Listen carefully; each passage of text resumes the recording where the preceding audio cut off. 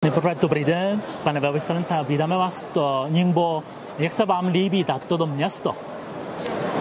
Ďakujem pekne za privítanie. Ja som v Ningbo po tretíkrát a som veľmi rád, že Ningbo mesto a celý región podporuje spoluprácu s krajinami strednej a východnej Európy a Slovensko je jednou z týchto krajín, ktoré majú veľmi intenzívnu a priaznivú spoluprácu s Ningbo, takže veľmi to oceňujem a som rád, že máme také dobré výsledky.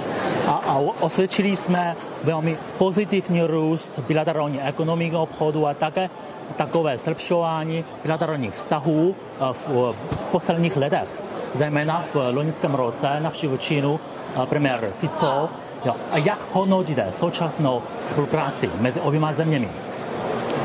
Ja som pripravil také primerane veľké oslavy k 75. výročiu nadviazania diplomatických vzťahov.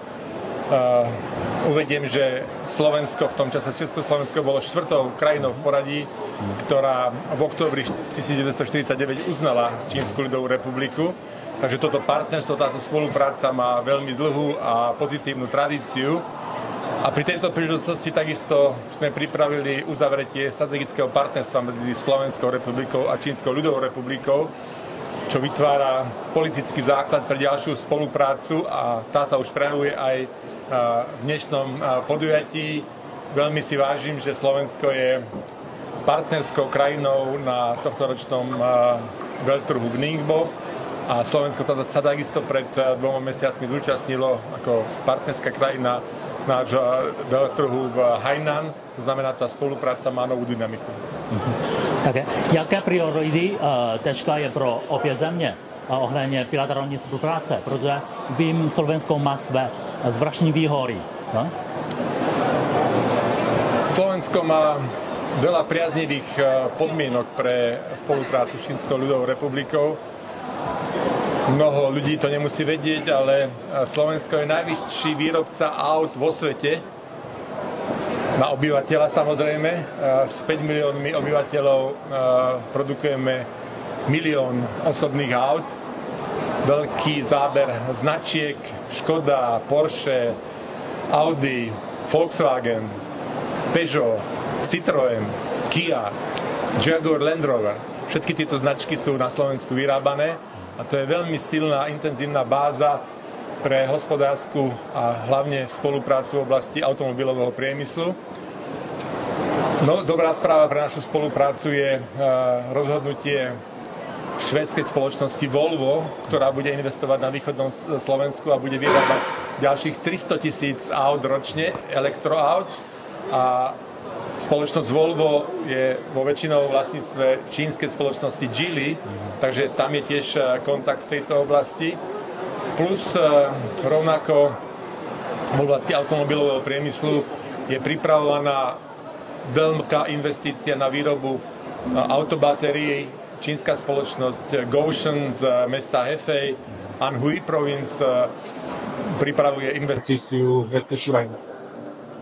A teďka čínská vláda navázala různé platformy na podporu bilaterálních vztahy, například takové iniciativa na společných vztahu transmoselský a také tady je Expo Ningbo. Jak hodnotíte takové mechanismus platformy na podporu bilaterálních spolupráce mezi Čínou a zeměmi střední nebo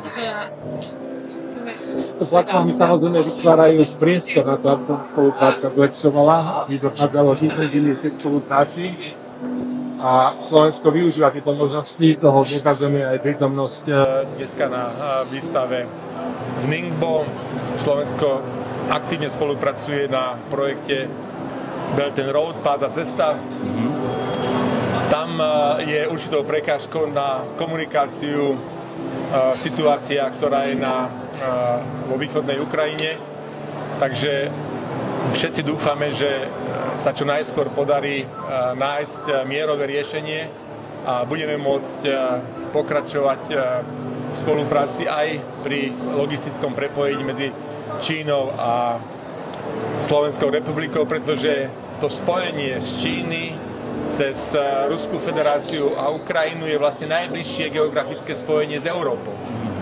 Na Slovensku máme pri Košiciach vybudovanú veľmi dobrú základňu, veľmi dobré logistické centrum na takúto spoluprácu, takže len čakáme na to, aby tá situácia v medzinárodných vzťahoch práve v tomto regióne sa zlepšila a aby mohli sme ďalej spolupracovať v mierových podmienkach.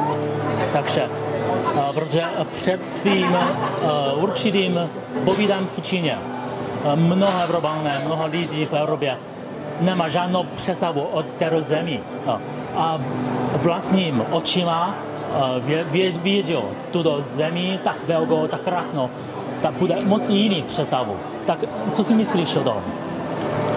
Súhlasím s vašim hodnotením. Ja pozývam mnoho partnerov, mnoho politických predstaviteľov, mnoho biznismenov do Číny a 99% z tých návštevníkov potvrdzujú vaše slova, že tie predstavy a tie očakávania, ktoré mali pred návštevou Číny, boli trochu iné ako po ich návšteve Číny a tie vnemy, tie zážitky sú pozitívne, takže toto je veľmi dobrý spôsob, ako v tomto smere pokračovať, ako rozvíjať ďalej spoluprácu medzi našimi krajinami. Veľmi chcem oceniť rozhodnutie čínskej vlády, ktoré sme pripravovali v rokovaniach o tom, že čínska vláda poskytuje možnosť 30-dňového pobytu bez víza v Čínskej ľudovej republiky pre občanov Slovenskej republiky, či idú za turizmom alebo na obchodné cesty alebo privátne návštevy príbuzných, známych. Takže toto je veľmi významný a pozitívny krok práve na rozšírenie návštevnosti Číny. Tentokrát přijela do Číny do Ningbo stálá delegace ze Slovenska včera s předsedou vašeho parlamentu. A co můžeme se těšit ještě na další pozitivní věci, co bude se děje v budoucnosti? Skutočnosť, že delegáciu Slovenskej republiky vedie predseda parlamentu Slovenskej národnej vlády, to je druhý najvyšší ústavný činiteľ, potvrdzuje dôležitosť a vážnosť, ktorú Slovenská republika pripisuje spolupráci s Čínskou ľudovou republikou, a tento proces zbližovania a zintenzívňovania spolupráce je kontinuálny. Tento rok sme už mali návštevu podpredsedničky vlády a ministerky hospodárstva v Číne. Mali sme návštevu ministra financií, takisto bola v Číne ministerka kultúry, takže tie kontakty, tie impulzy sú veľmi intenzívne a keď sa pýtate do budúcnosti, myslím, že veľmi dôležitým a významným rozhodnutím je príprava otvorenia Slovenského inštitútu v Pekingu, to znamená prezentácia slovenskej kultúry, slovenského umenia, Slovenska ako krajiny bude ešte intenzívnejšia. OK. 你帮我俩拍公照。Jak dlouho budete ještě zůstat v Ningbo? My zostaneme v Ningbo do zajtra. Zajtra ešte máme dve podujatia.